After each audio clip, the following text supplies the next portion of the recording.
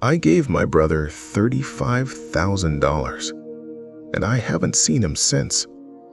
No calls, no messages, nothing.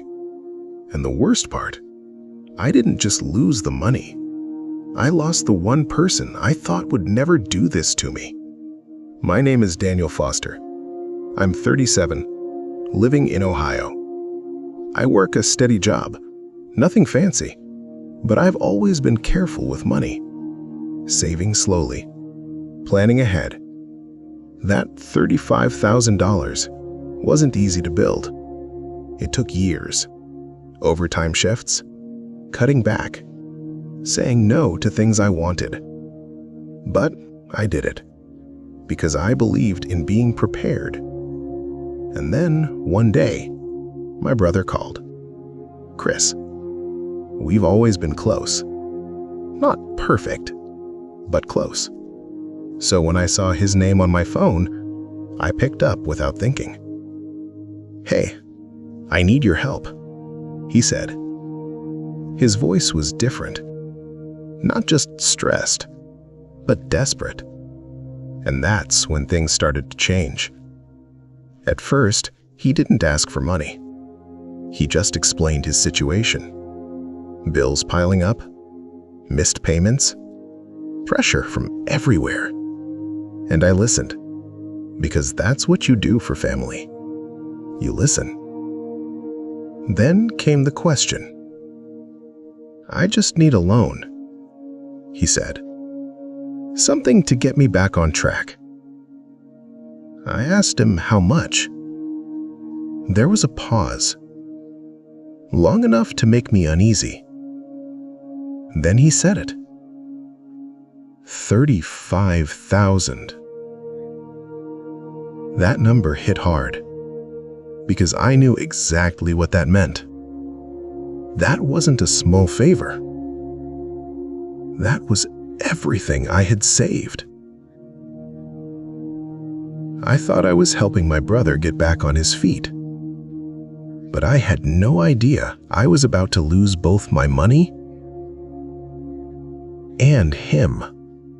I didn't say yes right away, because $35,000 isn't a small decision. It's not something you just hand over, even to family. So I asked questions. What exactly do you need it for? How bad is the situation? And most importantly, how are you going to pay it back? At first, his answers felt reasonable. He told me he had fallen behind on bills, that he just needed time to catch up, that once things stabilized, he'd start paying me back, slowly if needed. And I wanted to believe him, because this wasn't just anyone.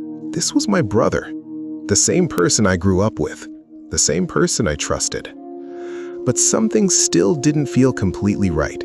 That hesitation, it stayed with me, even while I was listening to him, even while I was thinking it through. But then he said something that changed everything. "I don't have anyone else to ask." That line hit differently, because suddenly, this wasn't just about money. It was about being there for him.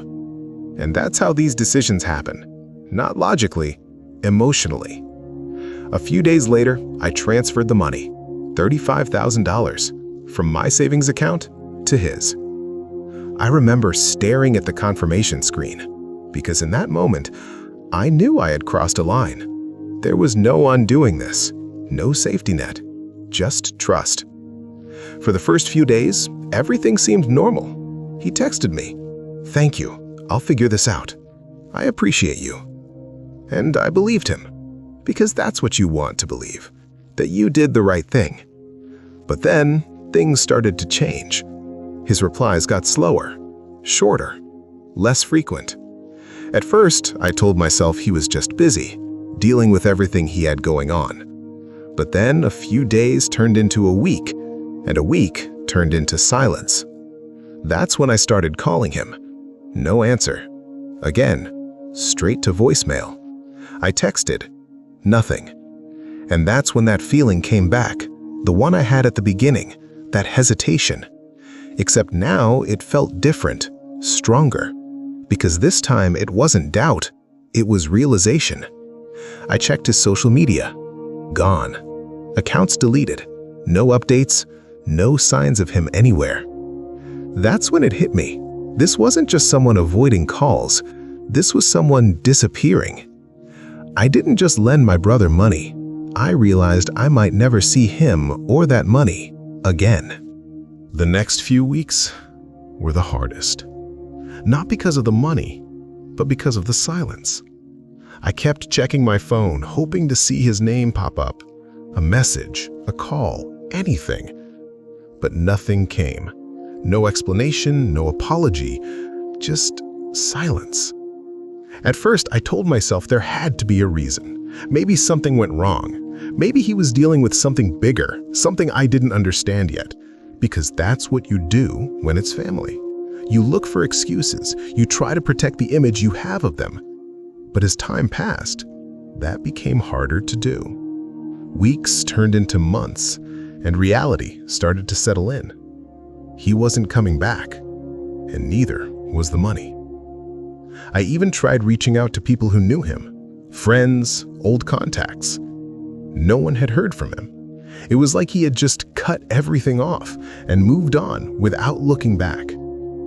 That's when the weight of it really hit me. Not just the financial loss, but what it meant.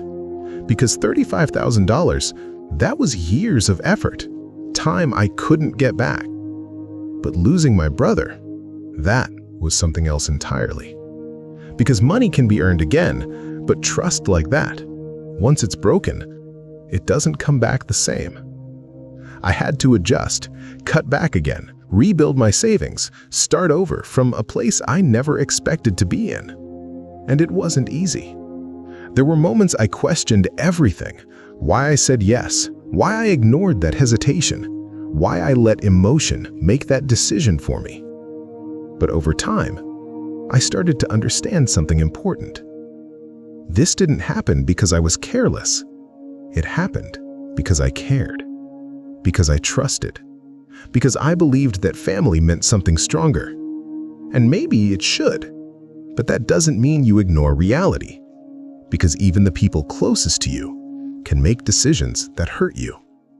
And if there's one thing I would tell anyone watching this, it's this. Helping someone doesn't mean risking everything you've built. And trust should never replace boundaries. Because once that line is crossed, the cost isn't just financial, it's personal. I didn't just lose $35,000. I learned that even with family, trust should never come without limits. Would you lend $35,000 to a family member if they asked for help? Or would you set boundaries first? Because sometimes helping without limits can cost more than just money. What would you do in this situation? Leave a comment and don't forget like and subscribe to Dollar Confessions for real money stories.